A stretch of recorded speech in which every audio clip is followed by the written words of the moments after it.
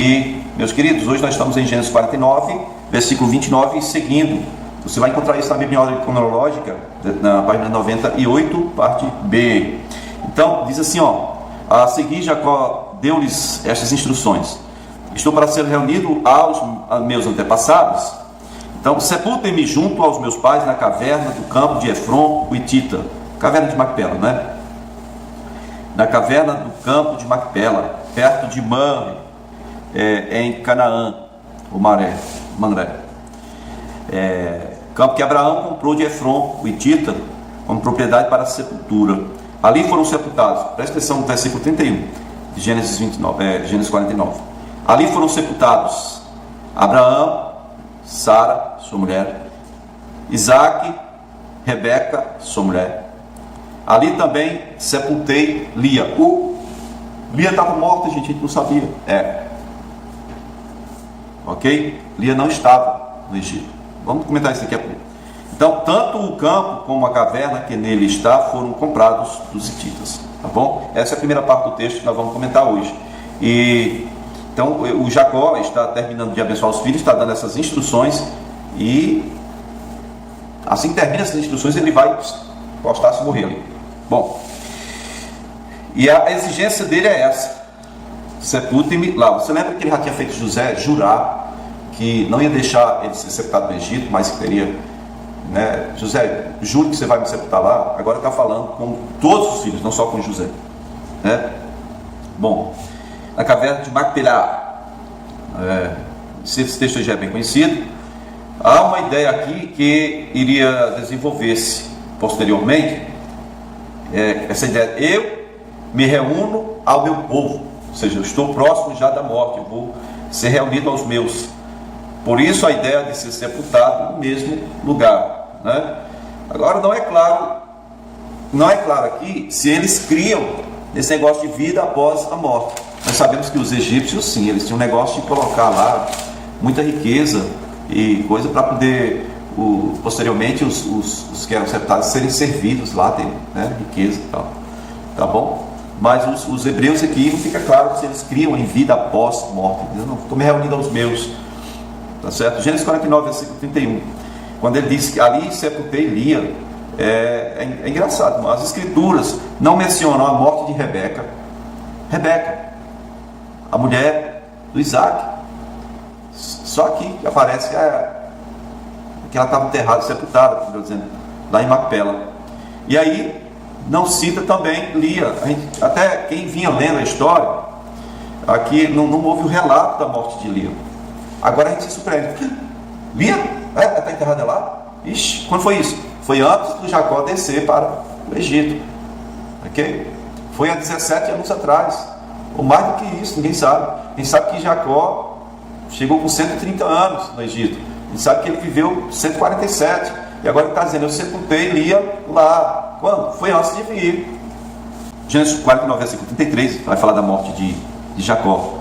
Vamos olhar aqui para você entender. Ao acabar de dar essas instruções a seus filhos, deitou-se, expirou e foi reunido aos seus antepassados. É a morte de Jacó. Isso ocorreu quando? Segundo a Bíblia em ordem cronológica, por volta do ano 1660 antes de Cristo.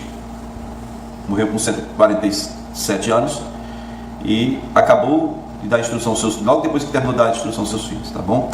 E aí o sepultamento de Jacó, no próximo versículo, né, na verdade, nós vamos chegar aqui a Gênesis 50, versículo 1, onde vem a questão da história do sepultamento do Jacó. Versículo 1 diz que José chorou. José atirou-se sobre o seu pai, chorou sobre ele e o beijou. Então, em seguida, deu ordens aos médicos que estavam ao seu serviço que embalsamassem o seu pai, e eles o embalsamaram. Levaram 40 dias completos para embalsamá-lo, pois era esse o tempo do embalsamamento. E os egípcios choraram sua morte 70 dias. Passados os dias de luto, José disse à corte do faraó: se posso contar com a bondade de vocês, falem com o faraó, meu favor, digam isso, que meu pai me fez prestar um juramento e que eu iria enterrá-lo na caverna, lá, junto ao pai dele, meu avô, né?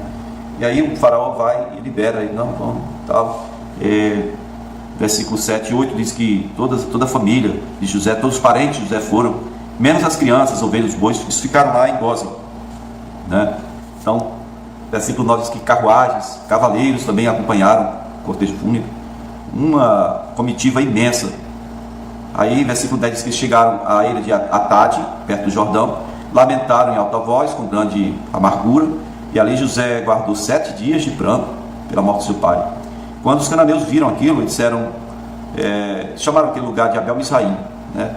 Disseram, olha, os egípcios estão celebrando uma cerimônia, né, de luto solene ali, alguém importante. Chamaram aquele lugar de Abel-Misraim, e assim, então, fizeram os filhos de Jacó, como ele havia ordenado, e sepultaram seu pai na terra de Canaã, o sepultaram na caverna do campo de Macpela, Gênesis 50, verso 12, certo? E versículo 14 diz que depois de sepultar seu pai, José voltou ao Egito, e os seus irmãos e todos os pais voltaram todos para o Egito, né? Isso é o texto de Gênesis 50, versículo 1 ao versículo 14. 1660 a.C. Nós estamos em 2000 a.C., gente. Mais de 3.600 anos, quase 3.700 anos, já embalsamado. Meu Deus, né? Não era só no Egito, não. Outros povos também tinham essa técnica, certo? Inclusive povos na América, viu? Nas Américas tinha esse antigo costume de embalsamar pessoas. E outro detalhe importante de se dizer aqui é que no Egito, por exemplo, eles lamentavam a morte de um rei durante 72 dias, tá bom? Jacó foi chorado por 70 dias. Uma honra elevadíssima. A gente crê aqui que ele só não foi pranteado por 72 dias para não igualá-lo aos reis, aos monarcas, né, daquela época. Gênesis 50, versículo 4, o pedido de José foi feito ao faraó por intermédio dos conselheiros, porque José acho que ele não podia se aproximar do rei, do faraó. Ora, ele estava vestido de luto, não podia quebrar o luto. Ele não fazia barba há 40 dias, não fazia barba. Os egípcios, isso é terrível, eles viviam tudo pelado, até da cabeça tiravam, né, todo o pelo, né? E é provável que o cabelo de José também estivesse já crescendo e não tivesse legal, né? O cabelo tivesse meio esquisito. Então ele usou mediadores e Faraó permitiu, sem hesitar, sem questionar nada. Não vão lá guerra ao seu pai. Versículo 7 de Gênesis 50, partiu José para Canaã, foi sepultar seu pai. Foi um lamento nacional em respeito a José por causa do falecimento do pai dele, né? Uma coisa assim histórica mesmo, uma conquista histórica. Milhares de vidas tinham sido salvas por José, e eles agora queriam prestar as últimas honras, né, ao pai de José.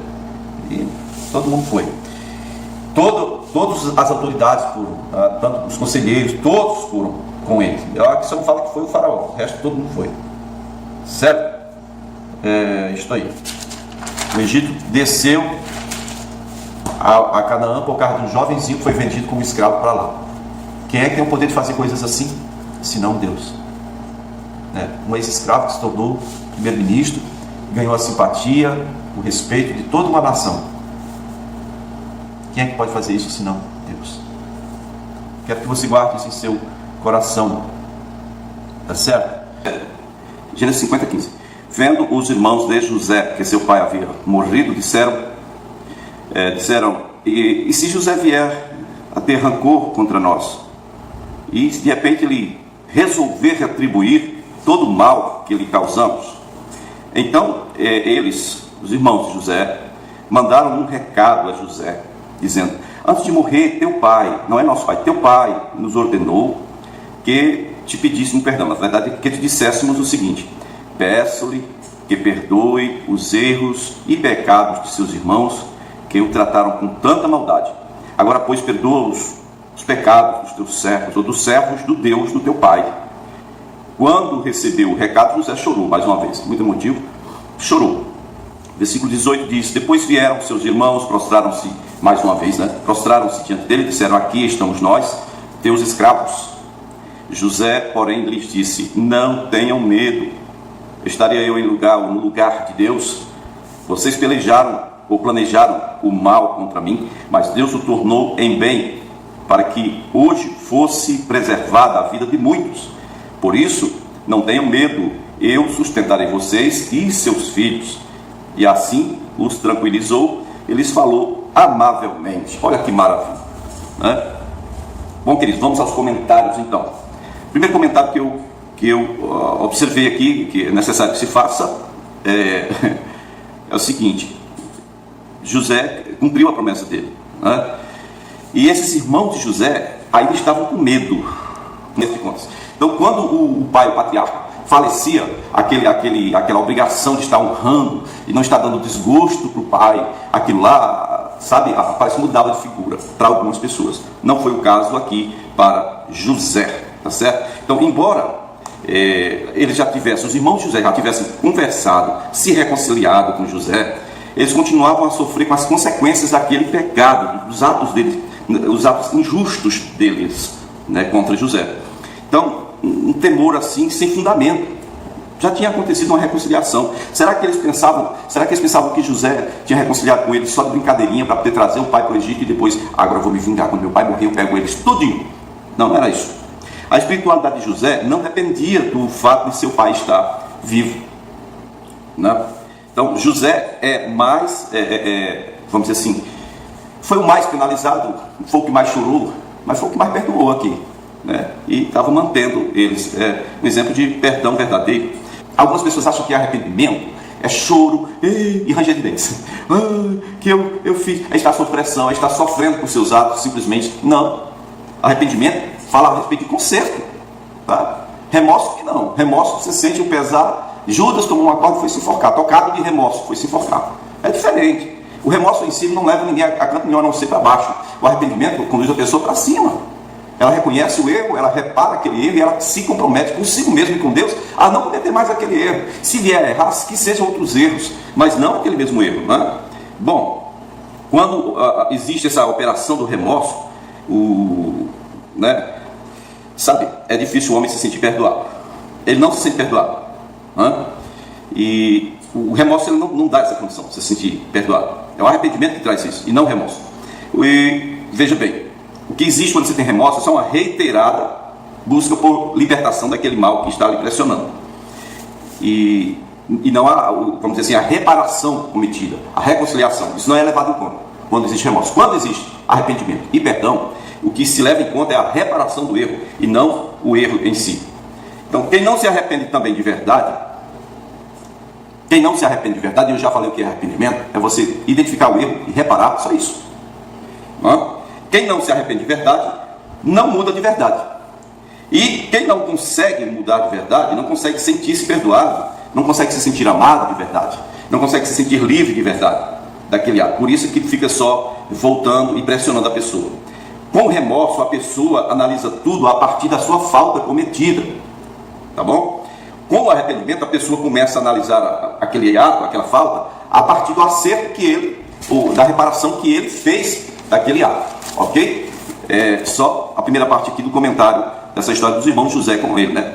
A pessoa, quando ela se arrepende e ela faz reparação do erro, ela também começa a analisar tudo a partir das possíveis bênçãos que são decorrentes ou advindas dessa reparação do erro, tá bom? Então, para concluir essa primeira parte, eu quero que você analise bem nessa segunda-feira, se você, por um acaso, não está vivendo sob o peso, pressão e poder do remorso, porque é muito parecido com arrependimento, mas arrependimento consiste também não só em identificar o erro, mas consertar. O remorso é como uma doença mal curada. A pessoa identifica a doença, não toma o remédio adequado e fica tomando outro remédio que não serve para aquilo, e ela acha que vai sarar, mas aquela doença só vai se agravando, né? É um problema. Você precisa analisar e colocar a sua vida diante do Senhor para que você possa viver livre de pressões, né? De pressões dos erros, dos próprios erros. Nós erramos muito, todo homem, todo ser humano, homem que eu digo no geral, né? O ser humano erra muito. E nós precisamos realmente estar sempre procurando fazer reparação desses erros, arrependendo. E, como um GPS que pegou uma rota ali, não deu certo, refaz a rota. Arrepender-se, né? É um passo mais certo para a conversão, converter. Arrependimento tem a ver com conversão. Converter é tomar uma outra direção, fazer uma outra rota. Valeu, gente? Que o Senhor vos abençoe e vos guarde.